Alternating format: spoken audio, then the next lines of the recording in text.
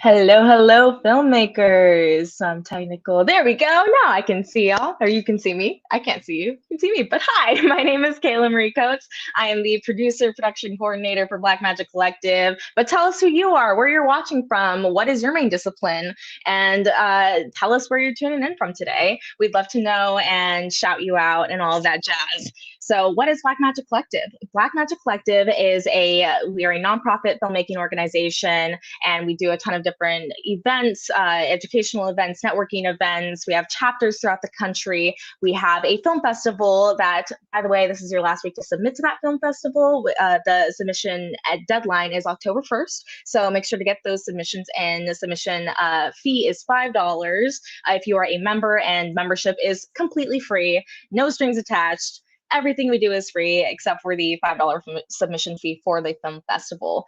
We also have career advancement diversity initiatives to help people of underrepresented communities get seen by people who can hire them, and have more educational based initiatives as well. And we want to thank our sponsors, Blackmagic Design and Sigma Lens, who allow us to be able to bring these types of events, initiatives, chapters to you all year long. And make sure to stay tuned until the end, because we will be giving away a seat of DaVinci Resolve Studio, thanks to Blackmagic Design, which is a $295 value to one of our live attendees who is interactive in the chat, asking questions, doing all the things, and who is a member. So make sure to put your questions in the Q&A box so that we can answer all of them for acting up in Atlanta.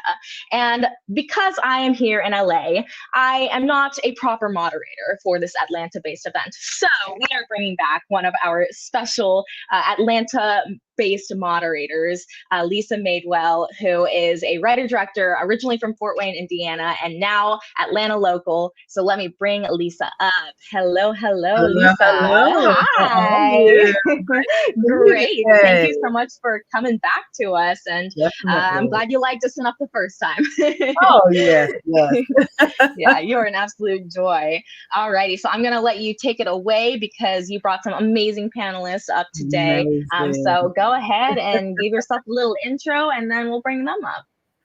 All right. Hello, I'm Lisa Madewell, filmmaker who relocated to Atlanta to make movies.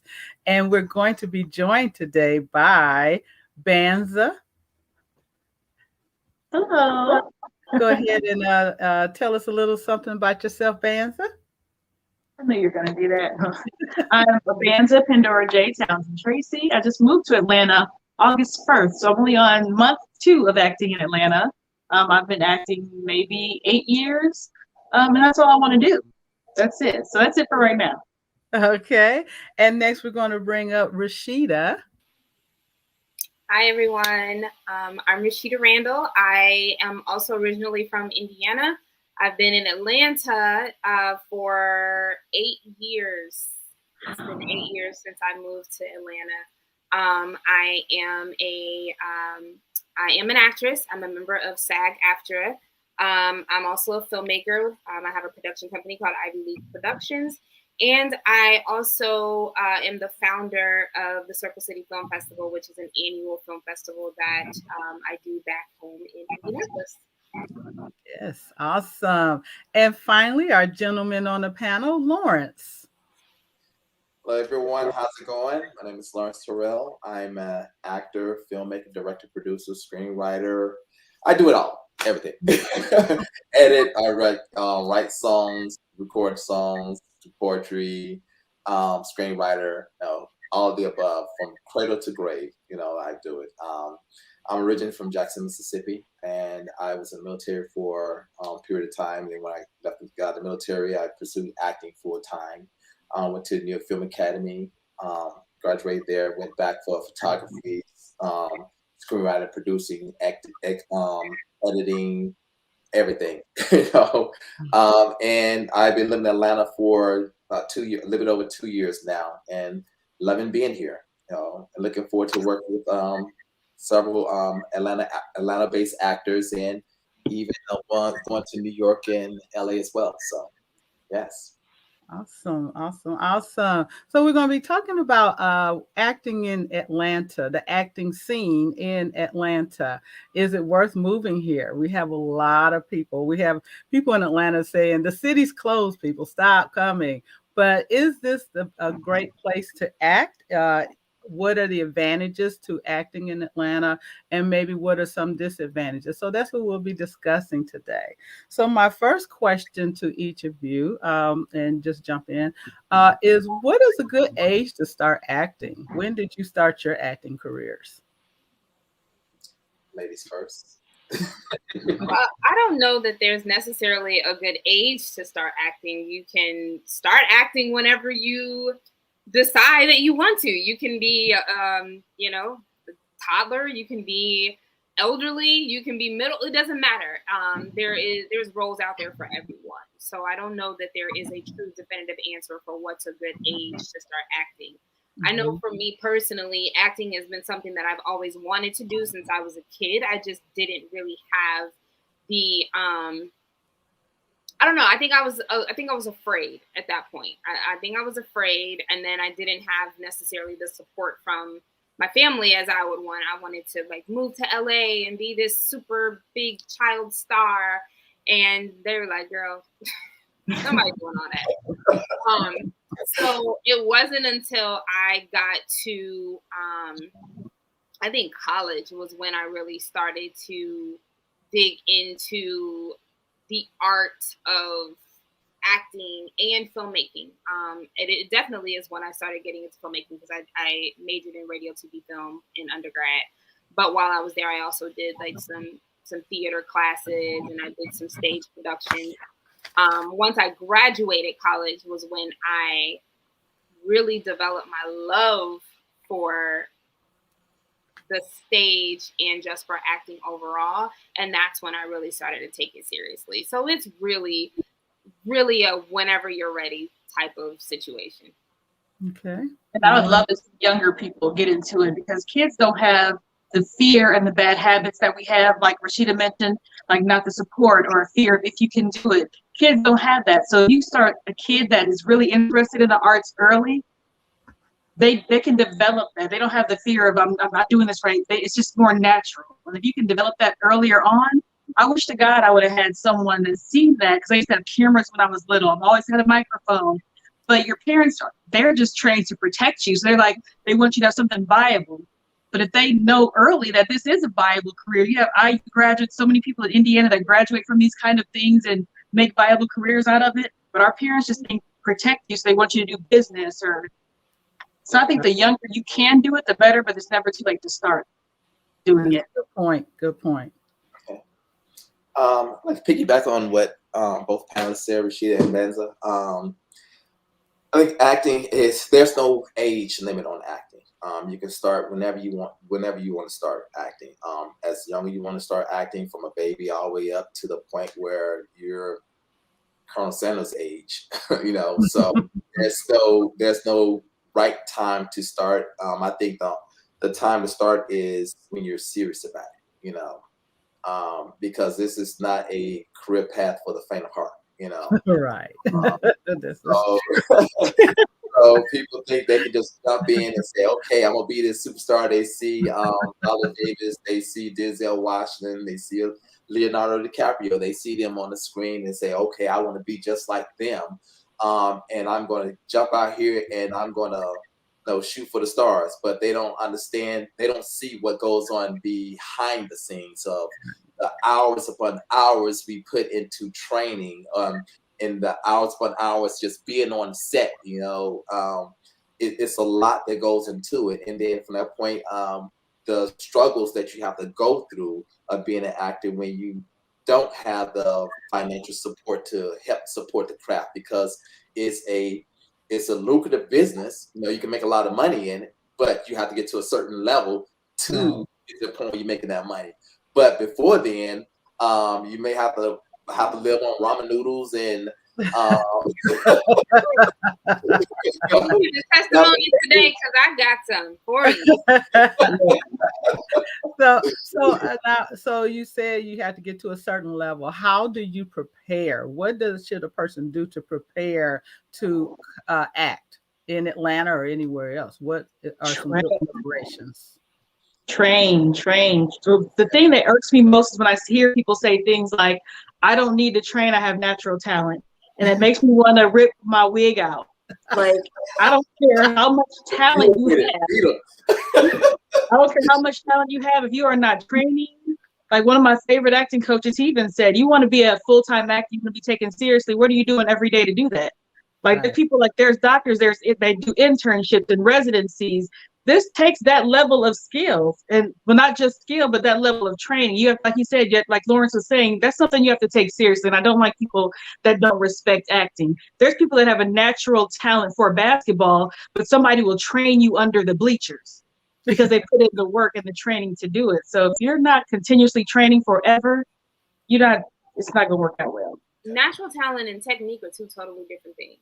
Absolutely. Yep. You can have, like she said, you can have that natural talent, but what are you doing to hone into that skill? What are you doing to reel that in?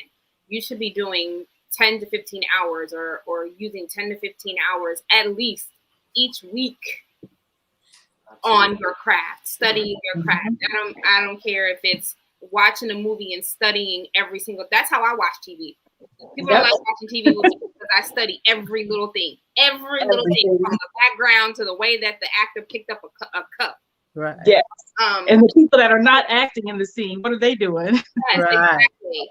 It can be reading books. You can't see, but I have a whole bookshelf, a whole row on my bookshelf that's all books about acting. It can be reciting a monologue. I don't know. Take your favorite song and make it a monologue. Like something that's helping you to practice. And like she said, training is going to be super important. You should never not be a student in this industry. You should always, even Denzel at Washington still takes acting classes. Yes. So you should never stop being a student. Yes. Go ahead, Lawrence. No, I was just about to say, I think what the training is most definitely the most important thing, and I think another most very important piece is pushing your ego to the side. Don't be so prideful. Because I remember when I first started, when I actually went to New York Film Academy, and they wanted us to act like a baby, and I was like, you want me to act like a baby? You want me to crawl on the floor and act like a baby and roll on my back and all that stuff? It's like, I'm a grown man. What am I going to do that for?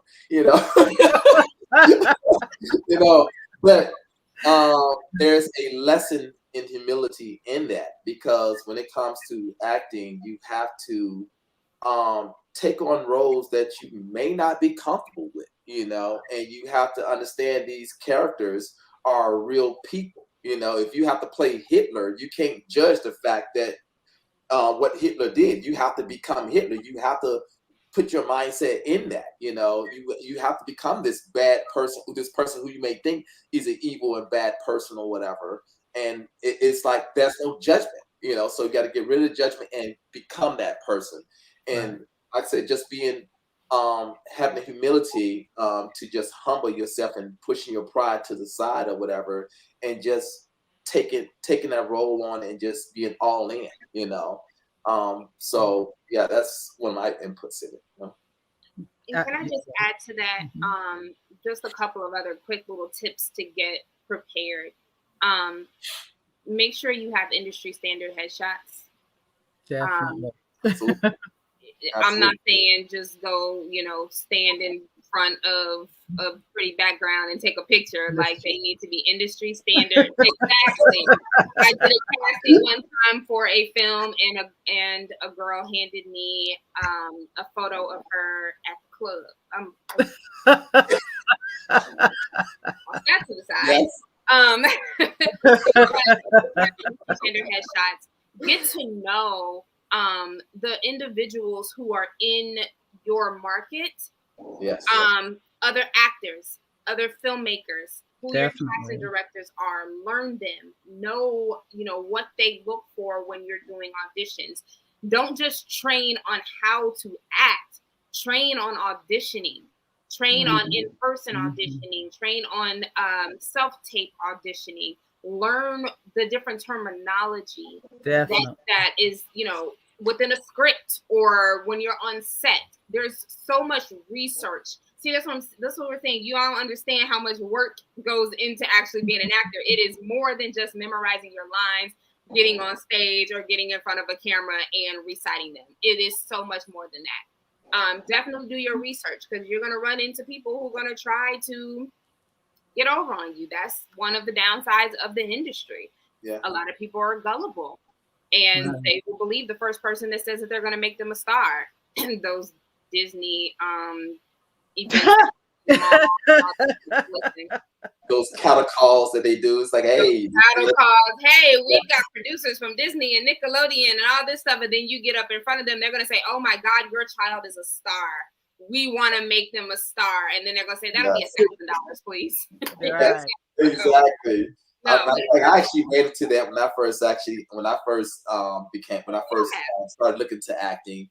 They had this huge meeting that they brought everybody, this cattle call, say everybody want to be an actor, come on out or whatever. They bring you to, they had different rounds. Okay, round one, they look at everybody's headshots and look at their resume, and they say, okay, look, you fit the bill. Okay, here, we're going to see you to round two. Round two, they tell you, okay, well, you made it to round two. Now it's going to cost you $700 to $1,000, $1,500 to go to this location to be in front of this producer, director, and all this stuff. So yeah, it's so many people that prey on people that don't know about the industry and they don't understand the industry, whatever. So the research, like you're saying, and doing the homework of figuring out how to really break into the industry, talking to people who are already in the industry. You see them on TV, you see them that's all in, talking to those individuals and finding out their path, because there's several different paths to get to that end result, you know.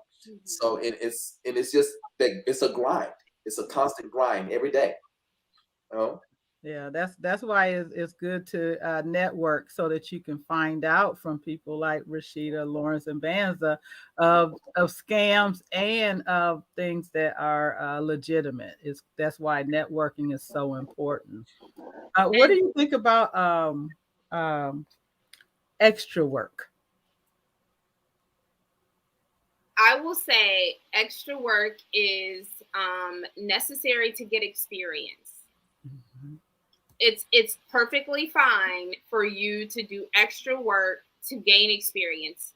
It's perfectly fine for you to love doing extra work and that's all you want to do. That's great. If you're wanting to be a serious actor, don't get too comfortable with it. Don't put it on your resume. Don't put it on your resume.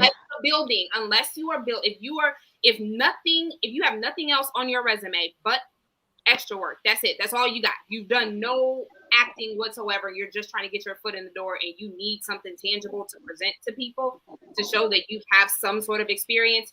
Great. But as soon as you start booking speaking roles and stuff, knock all that stuff off. You don't need it. Absolutely. No, you go ahead. Go ahead, do it. I said, if you are doing extra work, and I remember the gentleman Lisa introduced us to, he used to work with Fred Sanford. He said he did tons of extra work, but he wasn't trying to be seen because that wasn't his end goal. It was for the work. Because if you do that and they keep seeing you, then how they're going to cast you in some of those shows when they just saw you in the background. So if you're doing it for the work, don't try to hurry up and get in front of the camera. Just do your job in the back and go on. Then he ended up getting a guest star role on Sanford and Son, because even though he did the extra work, he wasn't in front of the camera as the extra. So if you're doing it just to work, do extra work in the background so you can work on your career in the front. Yeah. And push to do stand-in work too, if you can, or feature, just that way that gets you directly in front of the director. You're not necessarily just somebody else in the crowd. You actually get to be right in front of the director. And I would say, if you're going to do extra work, most definitely, piggyback on everyone said, there is extra work. If you're going to do extra work, it's a good way to get a starter to figure out the industry or how to.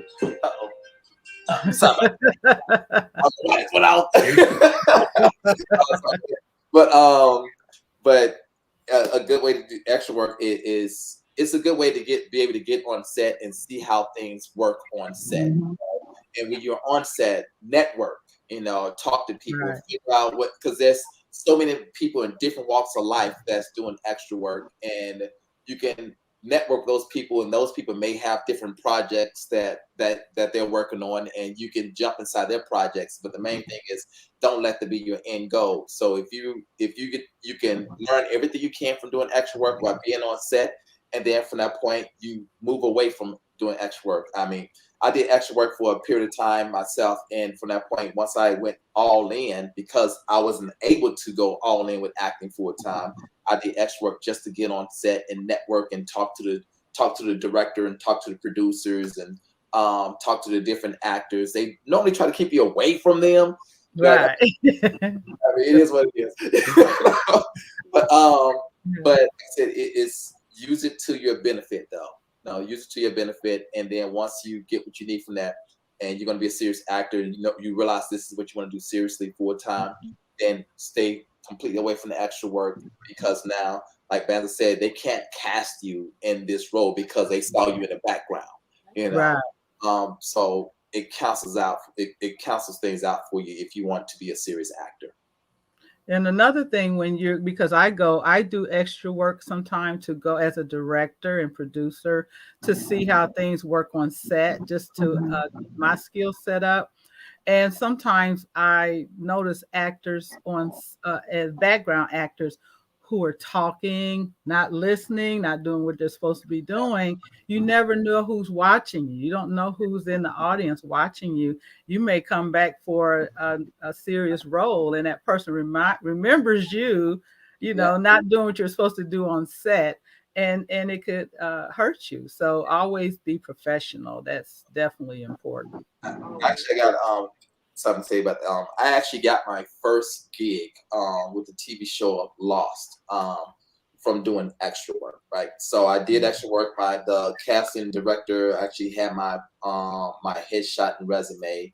I was did background work on a show called North Shore, and the casting North Shore got canceled, and the casting director, they went on to cast for the TV show Lost, and they had my portfolio to call me up, ask me if I want to do call me up out of the blue, ask me if I want to do some background work on the show. I was like, sure, cool, not a problem. And then they called me up one day, asked me if I want to audition for a role, and I was like, sure. At this point, I had no training, right? And I went in to audition for the role, and the director asked me, have I ever trained before? And I thought about it.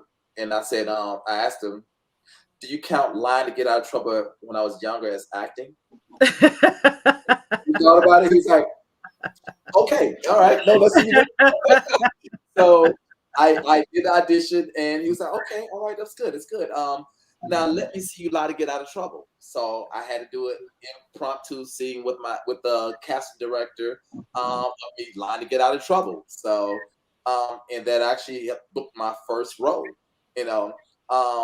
But at that time, we was kind of going back to what we were saying about the training. I was thinking that, okay, you know what, I did that. That was kind of cool. All right, no, I want to do this now, whatever, right? But then I started taking acting classes, and I realized how much I did not know. I was lucky enough to book that role. I was very lucky to book that role. It doesn't happen like that all the time. Right. Some people may end up lucky like that in a situation to book a role in the Golden Globe winning show, or whatever, But like I said, when I got really serious about it and understood how much training and everything goes to it, it just took me to a whole nother level. Right. Took to a whole nother level.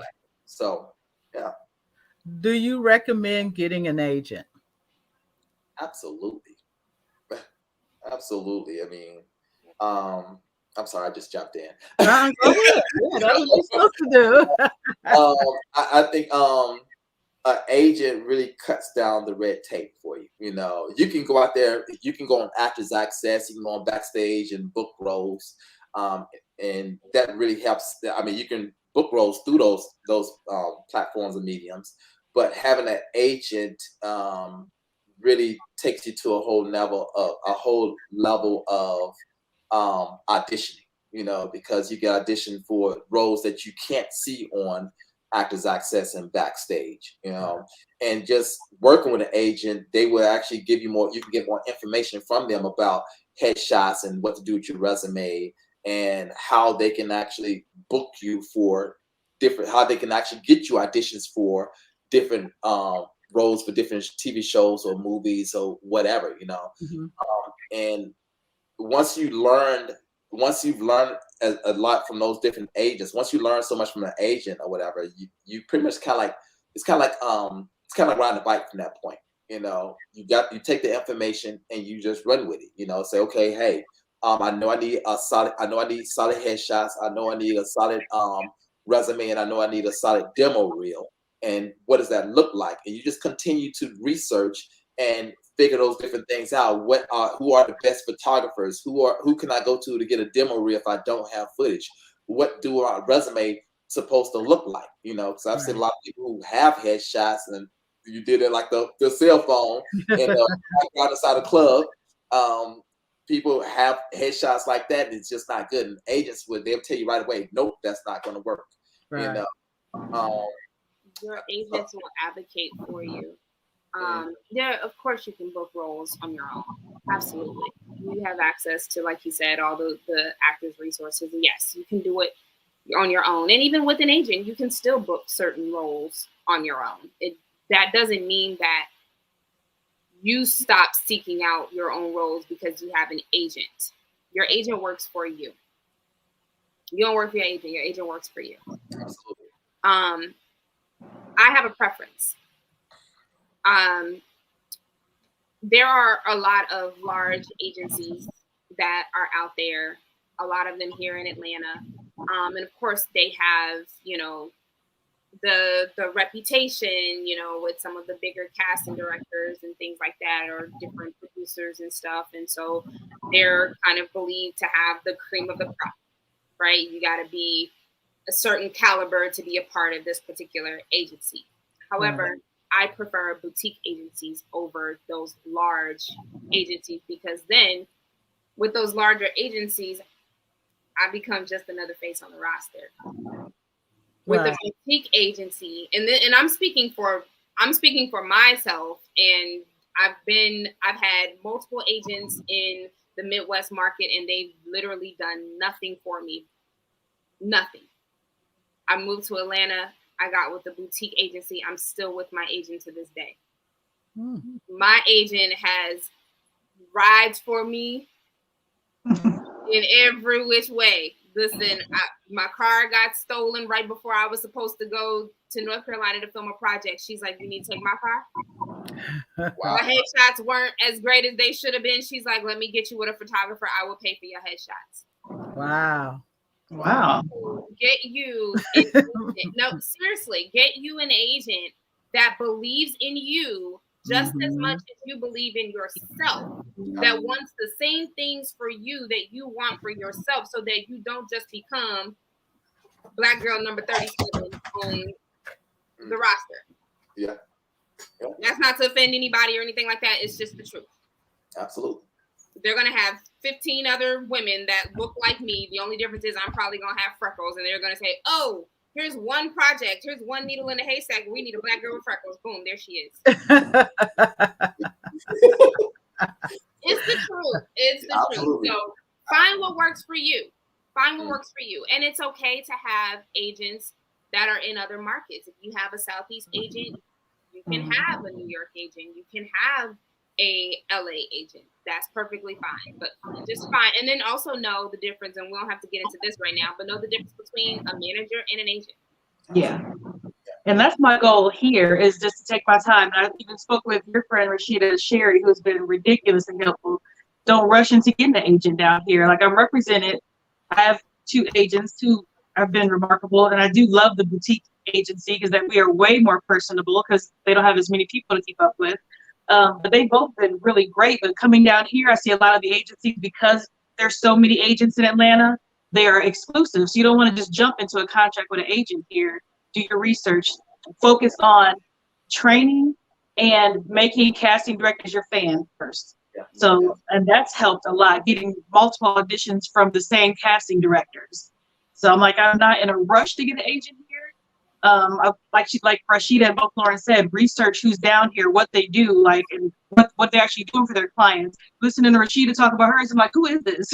Right. Everybody's gonna be like, I need that one. I ain't giving that out. If I refer somebody to her, she will absolutely hear me out. She will ask me what I think about them and everything. Like she's and work with your agent. Like your agency, they get what, 20% usually. That means they're doing 20% of the work. You're supposed to be doing 80. You're still supposed to be out there looking for stuff, booking that's in stuff. that Midwest market, girl. That's in that Midwest market. No, it's 10%.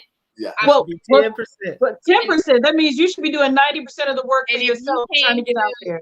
Show business is 90% business and 10% show. But if you came to when I did the Actors Roundtable, I can't remember if you were there or not, but I made a lot of people upset when I told them, I asked them if they had an agent. If you have an agent, raise your hand. People raised their hand. I said, who's paying their agent 10%? I was the only person that raised my hand. Yeah. I said, who's paying 20%? Everybody who raised their hand before raised their hand. And I said, well, I hate to be the bearer of bad news, but you are getting played. Yeah. Your agents are double dipping. Absolutely. And they didn't like that. They were defensive of their agents, which, hey, rightfully they don't know any better. Again. And their agents are happy that they're defending them. That, you guys, is the reason why I created Circle City Film Festival, to provide resources and tools and knowledge to people who may not have them or don't know where to go to get them. Because when I was coming up as an actor in Indianapolis, you were there. I was leaving Indianapolis, going to Chicago and going to Atlanta. I would get off of work at 5 o'clock, get on the highway by 7 o'clock, drive 8 hours to Atlanta, get here, train or rehearse for a show, whatever it was that I was doing, get back on the highway the next morning, get back to Indiana. Did I say it's the hardest working person I've met in this industry? Well, I got a couple people that I can show you that works a lot harder than Like she has no tailbone, like they say about Beyonce. It's all work, no sitting. I mean, but that just goes to show that when you're passionate about something and you're looking for something, then you won't let nothing stop you from going after it. Absolutely. And it's something I like to tell people when it comes about getting an agent, right? Is I look at it, I break it down like this, like buying a car. When you go to buy a car, you go and make sure the car looks good. It's the model that you want. You want to make sure the cars are good. You want to make sure it runs good, it smells good, sounds good, and everything, and it can, handle the road, So it's got the safety, it's got all the bells and whistles that you want on, right? So when it comes to getting an agent, you're the car and the agent is the buyer. So you got to be ready to go when you get with that agent. An agent, don't expect to get with an agent and expect an agent to get you ready for the industry. You need to be ready for the industry before you get an agent. So they can shop you. Exactly. So it goes back to what Rashida was saying, the difference between a manager and an agent. Mm-hmm. Like the agent is, they want the package ready so they can shop, but the manager is more helping develop and Absolutely. Wow. Okay. Thank you for that information. Now, Rashida, you said you have a production company. Can you tell me, as an actress or actor, what is the advantage of having a production company? You always work. Number one, as an actor, you are a business. Absolutely. You're a business. So even if you don't have a production company to create an LLC your name, you're a business, right? Good advice. Because I have the knowledge, the skill set, the training, the experience to create content, create films, I always have an opportunity to work. Not just because I want to be in my own projects all the time, but no, I am an actor too, and I am an actor first. So yeah, you're going to see me in somewhere. Whatever original content that Ivy League Productions is producing or putting out, you're gonna see me in there. But again, it's because when you have the abilities to create content, why not create it for yourself? Isn't that the point? Absolutely. Aside from, just loving the art of filmmaking, maybe you don't want to be an actor, but at least, you can also create content for fellow actors, for your friends, whether it's reels that you're creating for them or whatever the case may be. But before the pandemic, I was really heavy into filmmaking. Obviously, I've done the whole, taking my films to festival routes, distributing my films. Things my daddy should have told me was what my last big production. I've done some short films since then. But that's been lucrative for me because not only does having a production company keep my skills sharp, right. But it also provides another stream of income for me to fund the dream. It's all a part of funding the dream. Right. Yeah. Right. Yeah. Okay. Absolutely. It makes a huge difference though. But I actually just finished shooting a film called Surviving Matters. And like Rashid was saying, it's like when you create your own content, you keep yourself working. You're constantly sharpening your skills. And I think what hinders actors a lot of times they're sitting on waiting for people to give them jobs. Exactly. Yes. At the Film Academy, there was a lot of great actors there, and I was like, these people are great. They're really good. I mean, why haven't I ever heard of them? And after sitting back and thinking about it, and I realized that these actors are very good, but they just don't have the opportunity. For every one role, you got 500 people auditioning for that one role. So just think about that. 500 people auditioning for every role that you are trying to audition for. And the odds are very slim on your side. And unfortunately, it's kind of like the industry is kind of like a popularity game, And it's not about the most talented. It's about who has the most fans or whatever, who has the most followers. If you got 1 million people on Instagram following you, you may not be the most talented, but when it comes to producers looking at that, they're trying to sell the film. So they're going to take that person who is less talented, but they got 1 million followers or even 50,000 followers to be inside that film because they know they have out of 50,000 people, probably it's going to be 100,000 people that see the film because nobody's going to watch the film by themselves, But it's just you want to create those opportunities for yourself and to give yourself a chance, and you got to make people recognize who you are. What do they say? Recognize. Yeah, you can't sit around just waiting for somebody to give you an opportunity. And I brought up things my daddy should have told me for a reason. I lost my track. But that film started as just a way for friends to work together and do something. Literally, Lakita came up to me at an event one time and was like, "You need to write something for us to do so that we can all work together." Okay. And I finished the script that, I had already started and cast all my friends or friends of friends. Yeah. And we created something that I consider to be magical because the film still lives on today. And that was 5 years ago. And it just got released on Tubi. And, it was, I sold it to, signed a distribution deal with Maverick. A year ago or so. And so it just released this year. And so it's like, that's just something that's just going to live on. And all of that was created just so that we all could have an opportunity. Absolutely. And that's how I take a page out of Issa Rae's book. And there's a lot of, not just Issa Rae, that's a few actors out there that called their own number, like Sylvester Stallone. He cast himself in right. Ben Affleck and Matt Damon. Good Will Hunting, they cast himself in that, and like I said, just bring Issa Rae, the what's that same show, the Misfortunes of an Awkward Black Girl. She sold at the HBO net, became Insecure. So it's so many different. You have to call your number. If you're not getting opportunities, you have to call your own number. And honestly, agents love when you create your own content, because now when you create your own content, they can take that content and they can actually shop you around with that. even with your auditions. I mean, if you do your auditions a certain way, when I do my auditions in front of a green screen. I'm not going to tell everybody to do that because you have to be skilled at doing that. I do visual effects as well, so I can put myself in different places. So I can turn my auditions to make it. I can take my auditions and make it look like it's an actual demo reel because I know how to do all that, do the sound and background and special effects work or whatever. So. But it took me hours upon hours upon hours upon hours of training to learn how to do those things.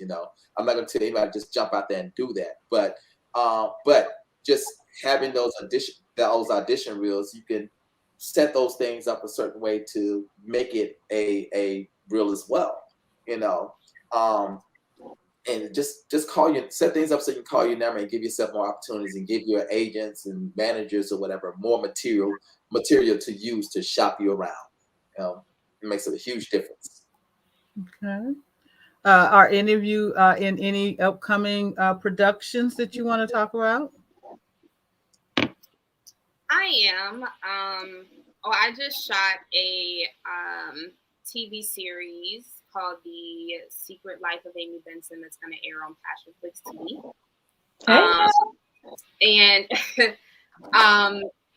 I have the Lipstick Monologues coming up. Audrey Ori presents the Lipstick Monologue. So in addition to film, I also am a producer of and director of stage productions. And so the Lipstick Monologues is something Banza was actually a part of the Lipstick Monologues when we took it on tour to Indy once before. But it is just a collective ensemble type of show, but it's a different type of monologue show. So that is going to be November 12th. Did you say November 12th? Yeah, okay. That's what is it? Synchronicity Theater or something like that. I forget what it's called. But yeah, I do have that coming up where I'll be directing it as well as performing in the show. Here in Georgia. Here in Georgia, correct. Yes. And Banza, what do you have coming up? Still healing, but auditioning. So nothing coming up right now. I found out there's one film we have to reshoot in Indiana, but that's it for right now. The whole thing, or? I have this curse where every time I do a film, the cinematographer loses the footage. And this has been 5 different ones. So it's not the person. It's the cinematographer. It's not the cinematographers, it's the curse because it's 5 different people have lost our footage before. So yeah. Wow. Where does that happen? So wow. Thank God it didn't happen on our film. Right. I'm being tested, but we don't give up over here. Lawrence, Lawrence, what do you have coming up? Well, I actually have a film that should be coming out here pretty soon on Tubi. I shot it with a filmmaker named Yana, that's based in Birmingham, Alabama. We shot a film called The Eye, so that film should be coming out here pretty soon. I just finished shooting my short film Surviving Matters. I'm one of the leads inside that film. I have another film that we're going to be working on with Diana Rose and Joyce Licorice. Have that film. I'm going to be shooting that next month, and I have several projects that I'm going to be several projects in the works right now that I'm going to be shooting short films, feature-length films. So I have a list of them, and I'm actually working with a producer in Mississippi right now. He actually shot Bruce Willis's last film called A Day to Die. His name is Curtis Nichols. I'm working with him. He's actually shooting he's working on a pilot, a TV show in Mississippi. So I'm working with him on that, and I'll be getting with him and being a part of that film. And also, like I said, by me being a writer too, I have a lot of works that I'm writing on that I'll be shooting as well. So I'll be doing a lot of casting out here. Matter of fact, my goal is every month shoot something. Wow. Yeah, shooting something. So you will see a lot of casting calls going out from me, and you'll see a lot of casting calls going out for me. Please shoot them my way because I have several people who are looking to be in production. Yeah. Sure. Most definitely. Most definitely. So and that's why I normally send stuff out on Instagram. I send stuff out on Access. I send it on Backstage. Yeah, I'll be sending those out very soon here. So got another. That'll be. I'm still getting word about one production that I'm in. I haven't got a solid date for that one, but that one's will be shooting pretty soon there. But project scheduled for next month to be shooting, and several other projects down the line here too. So, do you all do stage play and screen, big screen? Yes, I do, and that's a whole other topic of discussion. Oh yeah. Yeah.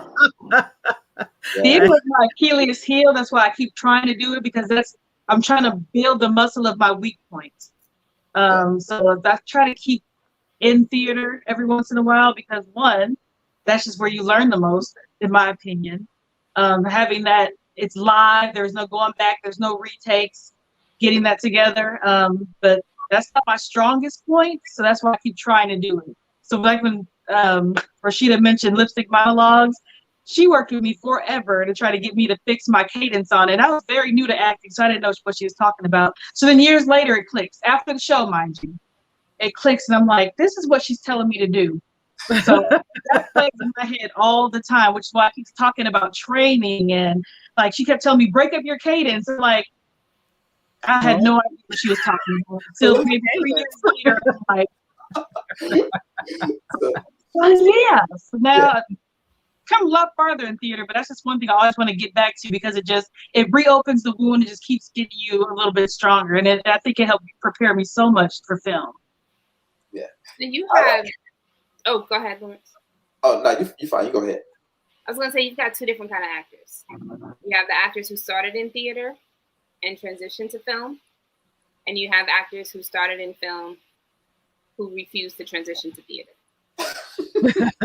Who struggle with transitioning to theater. Let me say that. There are some where they just refuse to do theater, but then there are some who are intimidated by theater because they were rooted in on-camera work. Right. That's where they started. And they have a really hard time with that transition because it is different to an extent. Yes. To an extent. It's all acting. But when you're on stage, you have to present a certain way. You have to know where not to move, or where, you have to worry about your blocking. And even still in on camera work, you still have to do the same thing, right? You can't go out of frame, you can't do this, that, and the other. So there's a lot of similarities, but a lot of on camera actors, they get comfortable with that. All right, cut, and go back to one. And they're not comfortable with, well, if you mess up, you just got to keep going, because the audience they don't know. They don't know. Right. Until you look like a deer in headlights, then they know. Yeah. So you get a lot of on-camera actors who don't like theater. But I guarantee you, every actor who is rooted in theater will probably tell you that theater is where their heart is. It is something so thrilling about being on stage. I love doing camera work. I absolutely love it. But it's something about being on that stage. I returned to the stage earlier this year in Her Lies, His Secrets, which is a play that I did with Dorian Wilson, Jeremy Meeks, Jamal Woolard, and Trey Ireland, produced by, you guys know, DP. DP. You guys call him DP. I can't.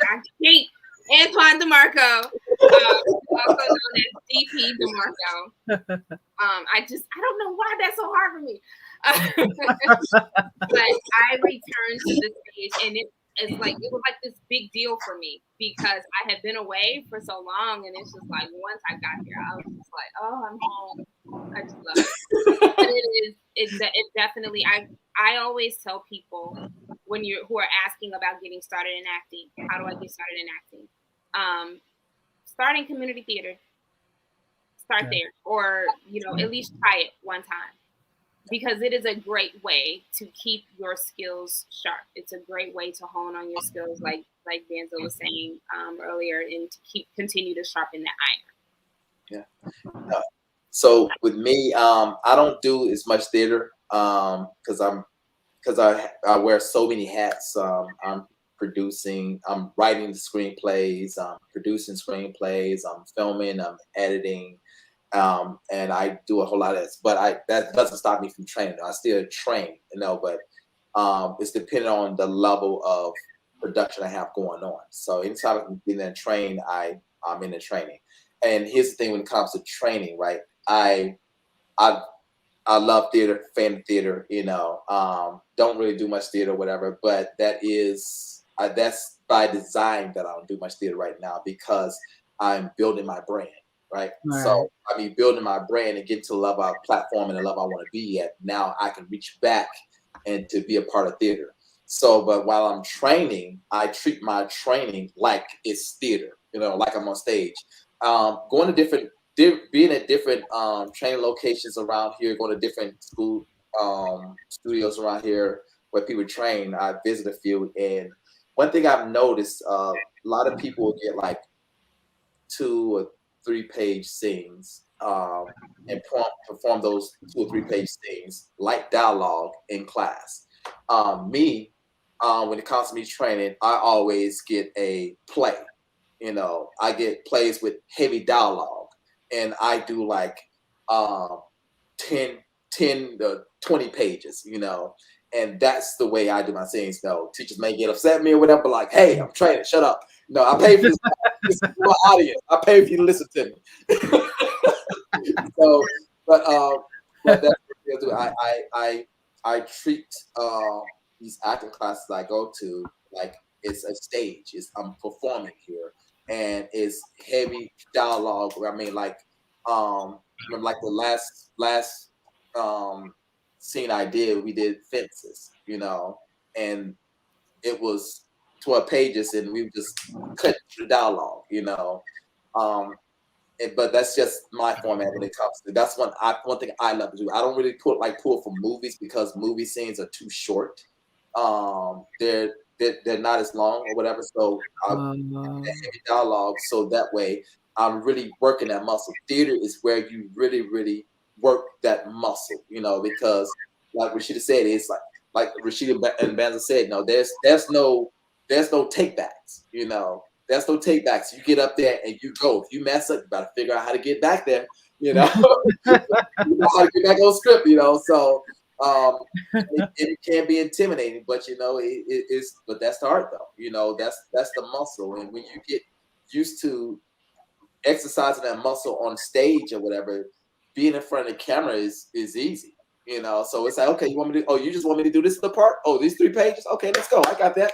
You can easily do those things or whatever. They give you the scene the day before, or a few minutes before, you already got to learn because with theater, you used to learning heavy dialogue. Right.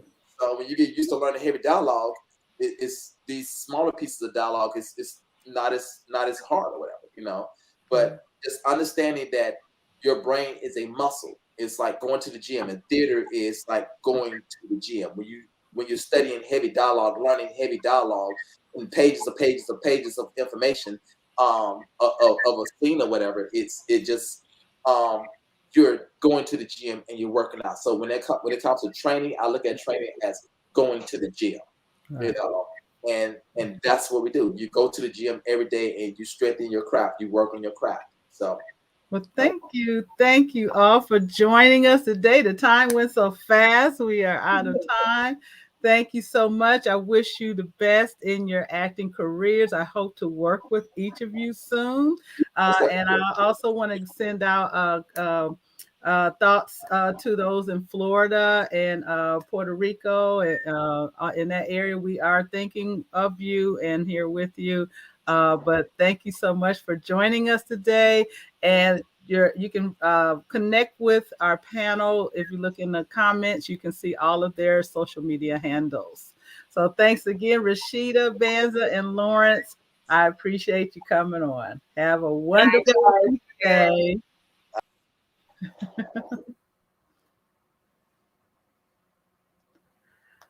Okay, our next event will be Tuesday, August 4th at 11 a.m. Pacific time, 2 p.m. Eastern time, about Getting Repped, post-production edition.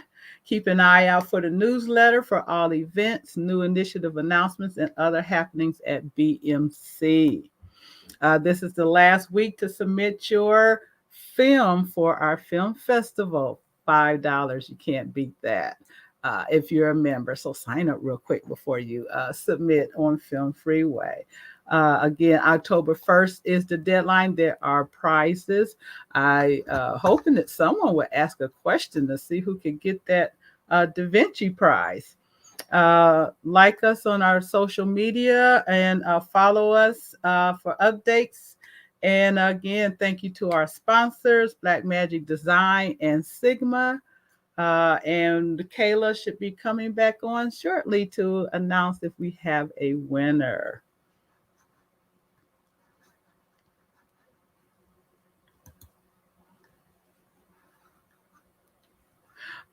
Oh, we have a winner. Okay, she said how to pronounce her name. Let me go back up to that and see. K Island. K Island. Congratulations, you are the winner of the Da Vinci Resolve Studio. Woohoo! Thank you for joining us, K Island. Pretty nice. We appreciate you. And we will reach out to you after the show to get you set up with that. And thank you again for everyone for tuning in. Have a great day. Give us feedback on the show today. Tell us how you liked it. What did you think of our guest? And how will this help you with your career?